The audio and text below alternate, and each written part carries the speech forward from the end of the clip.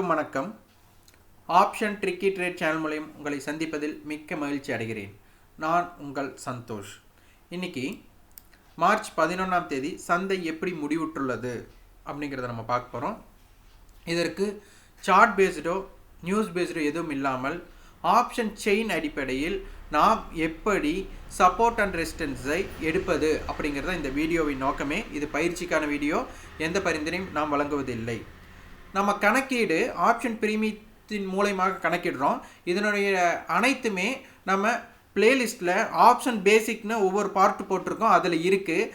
நிறைய பேர் அது எப்படின்னு சொல்லுங்கள் அப்படின்ட்டு நிறையா வாட்ஸ்அப்பில் கொடுத்துட்டே இருக்கிறீங்க. நம்ம அனைத்துமே கொடுத்துருக்குற எல்லாமே வெளிப்படையாக தான் கொடுத்துருக்குறோம். அதனுடைய அளவுகளை நீங்கள் ஆப்ஷன் பேசிக் அப்படிங்கிற பிளேலிஸ்ட்டில் பார்த்து கொள்ளுங்கள். நம்ம நேற்று என்ன கொடுத்துருந்தோம்னா, சந்தைக்கு பெரிய எல்லை இருக்க போகிறது அப்படிங்கிறத நேற்று வீடியோவில் பதிவு பண்ணியிருந்தோம். இன்று காலையில் என்ன பதிவு பண்ணியிருந்தோம்னா, மார்க்கெட் ஒருமுக பயணம்னா எப்படி இருக்கும், வால்டைல் வணிகம்னா மூமெண்ட்னா எப்படி இருக்கும் அப்படிங்கிறத நம்ம பிரித்து சொல்லியிருந்தோம். ஷார்ட் ரேஞ்சுக்குள்ளே இருந்தால் மார்க்கெட் வால்டைலாக தான் இருக்கும். அதனை கடக்கும் பொழுது மட்டுமே ஒருமுக பயணம் அமைய வாய்ப்பு இருக்குன்னு சொல்லியிருந்தோம். அதனால் நம்ம பார்த்தீங்கன்னா மார்க்கெட் 16,325லேருந்து 16,827க்குள்ளே சந்தை இருந்தால் அது வால்டைல் சந்தையாகத்தான் இருக்கும் என்று நம்ம பதிவு பண்ணியிருந்தோம். இன்று அதுபோல் நல்ல ஒரு வால்டைல் செஷனாக மார்க்கெட் இருந்தது. அடுத்தது பார்த்தீங்கன்னா, நம்ம சப்போர்ட் 1 அண்ட் ரெசிஸ்டன்ஸ் 1 அப்படிங்கிறத அந்த எல்லைக்குள்ள தான் சந்தை இன்னைக்கு இருந்திருக்கு. நம்மளோட சப்போர்ட் 1 பார்த்தீங்கன்னா 16,480, அதுதான் இன்னைக்கு மார்க்கெட்டோட லோ நியராக இருந்திருக்கு. அதே மாதிரி ரெசிஸ்டன்ஸ் பார்த்தீங்கன்னா 16,641 ஃபர்ஸ்ட் லெவல் கொடுத்துருந்தோம். அந்த ஃபர்ஸ்ட் லெவலை காலையில் மட்டும்தான் கடந்து நின்றுருக்கு. அது கொஞ்சம் நேரம் தான் நின்றுருக்கு, அதற்கப்புறம் கீழே வந்திருக்கு. ஆனால் நம்ம எங்கே 16,641 கொடுத்தோமோ அந்த எல்லை பக்கமே நிறைய டைம் ரெசிஸ்டன்ஸாக எடுக்க மார்க்கெட் எடுத்திருக்கு. இது நம்ம வணிகம் முடிவுற்றதுக்கப்புறம் இந்த ரெசிஸ்டன்ஸ் அண்ட் சப்போர்ட்ஸ் கொடுக்கல, நேற்றைய லெவலை கொடுத்துருந்தோம். அது ஆப்ஷன் பிரீமியத்தின் அளவில் கொடுத்துருந்தோம். அது எவ்வளவு தூரம் நம்மளுக்கு பயனுள்ளதாக இருந்திருக்குன்னு பாருங்கள். ஸோ மார்க்கெட்டை ஆப்ஷன் அடிப்படையில் ஹெட்ஜிங் பர்பஸ்னால அதன் அடிப்படையில் எப்படி நாம் சப்போர்ட் அண்ட் ரெசிஸ்டன்ஸை எடுப்பது அப்படிங்கிறது நம்மளுக்கு ரொம்ப ரொம்ப முக்கியம்.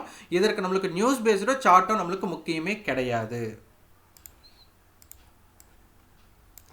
சந்தை இன்றைய ஹை பார்த்தீங்கன்னா 16,694, லோ பார்த்தீங்கன்னா 16,470, கிட்டத்தட்ட 220 புள்ளிகள் மார்க்கெட் மூவ்மெண்ட் ஆயிருக்கு. நேற்றே சொல்லியிருந்தோம் நம்ம இன்னைக்கு காலையில் 16,610 அப்படிங்கிறது நம்மளுக்கு சராசரி லெவலாக இருக்குன்னு சொல்லியிருந்தோம். இன்றைய லெவலுக்கு பாருங்கள், 220 புள்ளிகள்லாம் நம்மளுக்கு 110 புள்ளிகள் சராசரியாக இருக்கும். அப்போ 16,580 அப்படிங்கிறது ஒரு மிட் பாயிண்ட்டாக இருக்கும். இந்த லெவல் நம்மளுக்கு எப்படி இம்பேக்ட் ஆகுதுன்னு பார்க்கலாம். அப்புறம் அட்டவணையில் பார்த்தீங்கன்னா நேற்றைய இதுபடி 16,000லேருந்து 17,000 வரை பெரிய ரேஞ்சாக இருந்தது. இன்றைக்கி அந்த ரேஞ்ச் சுருக்கமடைந்து நம்மளுக்கு 16,500லேருந்து 17,000 சுருங்கியிருக்கு. அப்போ 16,500ங்கும் போது நம்மளுக்கு 16,330 அந்த லெவல் டு 17,000னா 17,075. அப்போ இதனுடைய மிட் பாயிண்ட் அப்படி நம்மளுக்கு எடுக்க போனோம்னா 16,800. ஸோ 16,800 மிகப்பெரிய லெவலாக இருக்க போகிறது. அடுத்து நிஃப்டியோட லெவல்ஸ் இப்போ நம்மளுக்கு பார்த்தீங்கன்னா, ஷார்ட் ரேஞ்ச் 16,416லேருந்து 16,872க்குள்ளே இருக்கிறது ஷார்ட் ரேஞ்ச். வைட் ரேஞ்சுனா 16,194லேருந்து 17,106. இப்போ ரெசிஸ்டன்ஸ் 1 ரெசிஸ்டன்ஸ் 2 பார்த்தீங்கன்னா 16,815 resistance 1, 16,917 resistance 2, 17,075 resistance 3. Support level பார்த்தீங்கன்னா 16,566, 16,474, 16,329.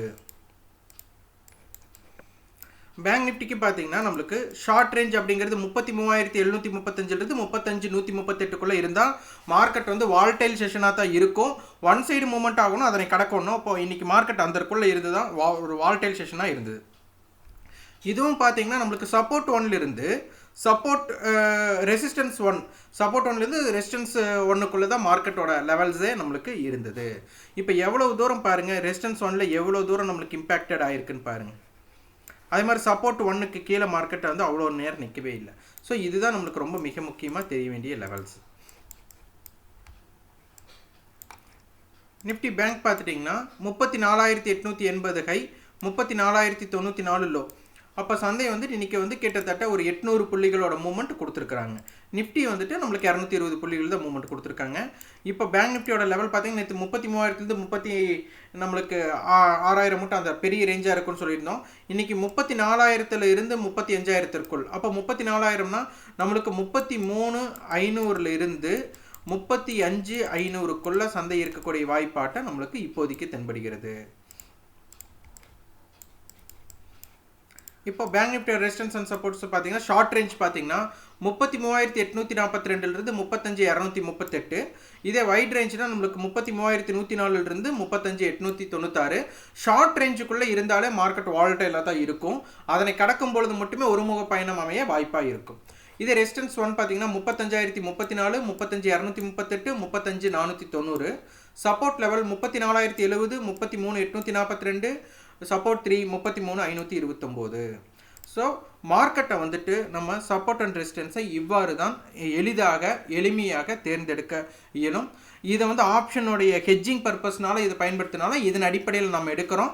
இதனால தான் நம்மளுக்கு வந்து நியூஸ் பேஸ்டோ சார்ட்டோ நம்மளுக்கு முக்கியம் இல்லை அப்படின்னு நம்ம திருப்பி வலியுறுத்தி கொண்டே இருக்கிறோம். இன்று அதுக்குண்டான வகுப்பு இருக்குது. இரவு 9 மணிக்கு ஆன்லைனில் அது நடைபெறும். விருப்பம் வந்து கீழே காண்டாக்ட் நம்பரில் கொடுத்துருக்கு. அதில் அதனுடைய சந்தேகங்களை நீங்கள் கேட்டு தெரிந்து கொள்ளுங்கள். அதே மாதிரி நான் ஆப்ஷன் ட்ரிக்கி ட்ரேட் சேனலுக்கு நீங்கள் சப்போர்ட் பண்ணணும்னு வச்சிங்கன்னா எங்களோட ரெஃபரலில் அலைஸ் ப்ளூ நிறுவனம் மற்றும் ஜிபுல் நிறுவனத்தின் மூலமா demat and trading account open பண்ணிக்கலாம். இல்லை வெறும் ட்ரேடிங் அக்கௌண்ட் வேணாலும் மட்டும் நீங்கள் எடுத்துக்கலாம். ட்ரேடிங் அக்கௌண்ட் மட்டும் நீங்கள் தேர்ந்தெடுக்கும் போது ஹோல்டிங் வைக்க முடியாது. ஆனால் ஏஎம்சி வராது, ஆனுவல் மெயின்டெனன்ஸ் சார்ஜஸ் உங்களுக்கு வராது. ஆனால் டிமெட் அக்கௌண்ட் ஓப்பன் பண்ணுறவங்களுக்கு மட்டும் ஏஎம்சி வரும். ஸோ அதனை உங்களுக்கு எது விருப்பமோ அதனை நீங்கள் தேர்ந்தெடுத்து கொள்ளலாம். அதே மாதிரி நம்மளுக்கு வந்துட்டு இந்த வீடியோ வந்துட்டு உங்களுக்கு எவ்வளோ பயனுள்ளதாக இருக்குது அப்படிங்கிறது ஃபீட்பேக்கில் கமெண்ட் பாக்ஸில் பதிவு பண்ணுங்கள். அதே மாதிரி உங்களுக்கு தெரிந்தவங்களுக்கு இது ஷேர் பண்ணுங்கள், சப்ஸ்கிரைப் பண்ணுங்கள். நீங்கள் வந்து ரொம்ப சப்போர்ட் கொடுக்கத்தான் நாங்கள் கொஞ்சம் இன்னும் அதிகமாக இந்த பதிவுகள் கொடுக்க நம்மளுக்கு வந்துட்டு ஈர்ப்பாக இருக்கும்.